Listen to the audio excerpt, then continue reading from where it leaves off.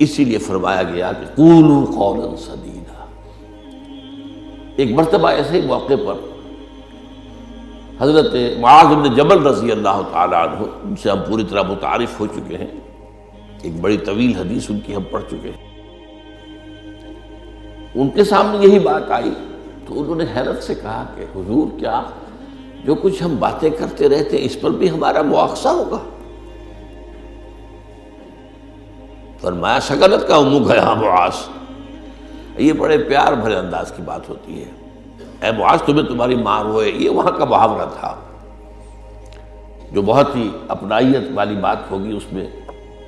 ملامت کا ایک انداز۔ میں تو سمجھتا تھا کہ تم بہت دین کا فہم رکھنے والے ہو۔ اس کے بعد آپ نے فرمایا لوگوں کو جہنم میں منہ کے بل گرانے والی چیز سب سے زیادہ زبان کی کھیتیاں ہیں، حصائد السنتکم، زبان سے جو لفظ نکلتا ہے وہ ایک بیج بن کر آخرت کی سرزمین میں بویا جاتا ہے۔ اب اگر برا ہے تو کانٹے دار پودا اس سے نکلے گا، جھاڑ جھکاڑ، اور یہ تمہیں جا کر پھر کاٹنا ہوگا قیامت کے اندر۔ حصائد اس کو کہتے ہیں کھیتی کا کاٹنا جو ہوتا ہے، حب الحصید۔ دو قسم کی نباتات زمین پر ہیں، ایک تو وہ جو پودا اور درخت موجود رہتا ہے، پھل آپ اتار لیتے ہیں، اگلے سال پھر پھل آ گیا، پودا وہی کا وہی ہے، اور ایک وہ فصل ہوتی ہے گندم کی ہے، چاول کی ہے، گنے کی، وہ آپ نے کاٹ لی، اس کو کہتے ہیں حصید۔ حصائد السنتکم، تمہارے زبانوں کی بوئی ہوئی جو کھیتیاں ہیں،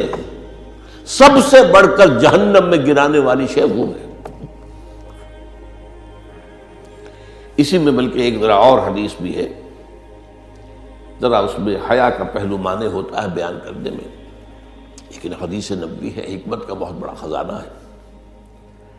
آپ نے فرمایا مسلمانوں مجھے تم دو باتوں کی ضمانت دے دو کہ تمہارے دو عضو جو بہت ہی چھوٹے چھوٹے سے، ان کا غلط استعمال نہیں ہوگا، جنت کی ضمانت میں دیتا ہوں۔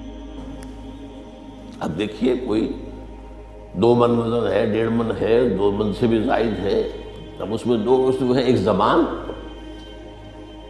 اور ایک شرمگاہ، ان 2 کی ضمانت مجھے دے دو کہ ان کا غلط استعمال نہیں ہوگا۔ باقی پورا جسم جو ہے، اس کی جو بھی حرکات و سکنات ہیں، ان کی گویا کہ میں ضمانت دیتا ہوں کہ اول تو وہ ٹھیک ہی ہو جائیں گے، وہ غلط کام کریں گے نہیں۔ جیسے کہ ابھی آیت میں ہم نے دیکھا یا ایھا الذین آمنوا اتقوا اللہ وقولوا قولا سدیدا یصلح لکم اعمالکم،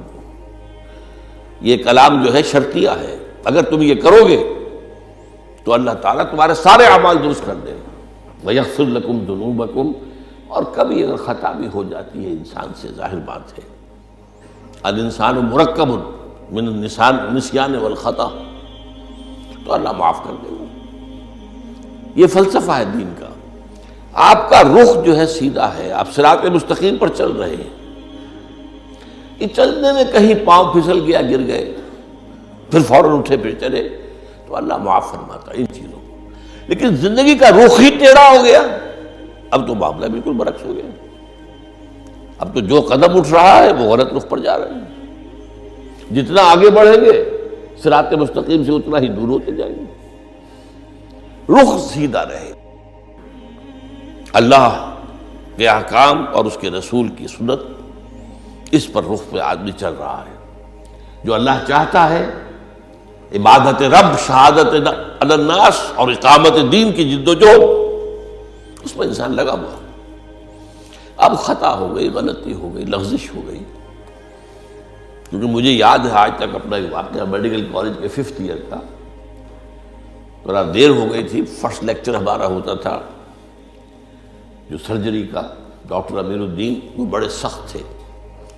5 منٹ کی مہلت دیا کرتے تھے، اس کے بعد دروازے بند، اس کے بعد آپ آئیں گے تو پھر آپ داخل نہیں ہو سکتے۔ تو میں تیز چل رہا تھا، بارش ہوئی تھی، سائیکل پر تھا، سائیکل پھسلی میں گرا، گرتے ہی بجلی کے مانند اٹھا مجھے آج بھی یاد ہے کہ میں حیران ہوا کہ میں جب اٹھ چکا تھا تو مجھے معلوم ہوا کہ میں گرا تھا۔ یہ ایک کیفیت ہوتی ہے کہ آدمی جو ہے، ایک یہ ہے کہ گرا ہے تو پڑا ہے وہاں پر، تو ایک تو یہ ہے کہ گناہ کے اوپر ڈیرا لگا لیا جائے، ایک یہ ہے کہ گناہ ہوئے فوراً اٹھے، جس کو سورہ نساء میں کہا گیا ہے ثم یتوبون من قریب، فوری طور پر اگر توبہ کر لے تو اللہ تعالیٰ لازماً انما التوبۃ علی اللہ للذین یعملون السیئات ثم یتوبون من قریب، کوئی گناہ تو ہو گیا، خطا تو ہو گئی، فوراً توبہ کر لے، اللہ تعالیٰ صاف کر دے گا فوراً۔ اللہ نے اپنے ذمے لیا ہے،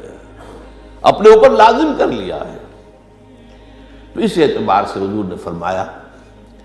کہ یہ دو اعضاء ہیں، ان کی ضمانت مجھے دے دو کہ ان کا استعمال غلط نہیں ہوگا، تو جنت کی ضمانت مجھ سے لے لو۔